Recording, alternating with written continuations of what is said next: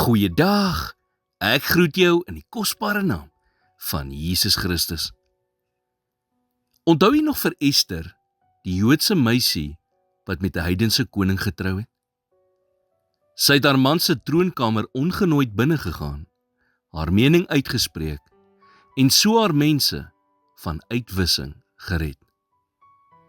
Een meisie het 'n hele nasie gered, net omdat sy bereid was om alles op die spel te plaas. Ester 4 vers 16 sê, en so sal ek na die koning ingaan, wat nie volgens wet is nie, en as ek omkom, dan kom ek om. Voel jy dalk vandag onbevoeg?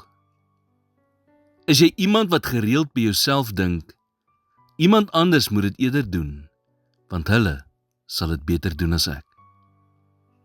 Iemand het een keer die volgende geskryf: ek is dalk net een, maar nog steeds is ek een. Ek kan nie alles doen nie, maar ek kan iets doen. En omdat ek nie alles kan doen nie, sal ek nooit weier om dit te doen wat ek wel kan doen nie. Dink bietjie hieroor. Hoeveel mense het dit gevat om die sterwende man op die pad na Jerigo te red? Net een barmhartige Samaritaan. Hoeveel mense het dit gevat om Farao te konfronteer en die uittog uit Egipte te lei? Net een man met die naam Moses.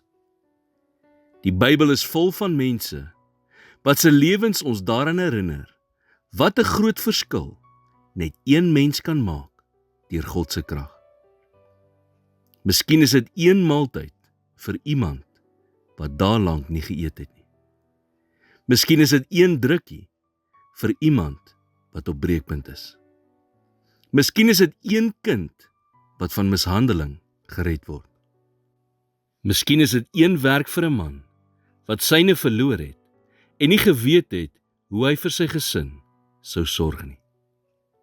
Miskien is dit een gebed wat alles verander. Wanneer jy aan die einde van jou lewe kom, sal jy terugkyk en voel dat jy meeste van jou lewe spandeer het om aan ander mense se verwagtinge te voldoen?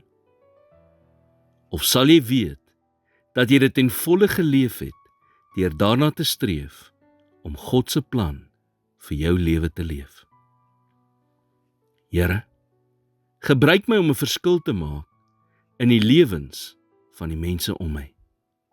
Lei my deur die Heilige Gees, sodat ek sensitief sal wees vir wat U in en deur my lewe wil doen. In Jesus naam bid ek dit. Amen.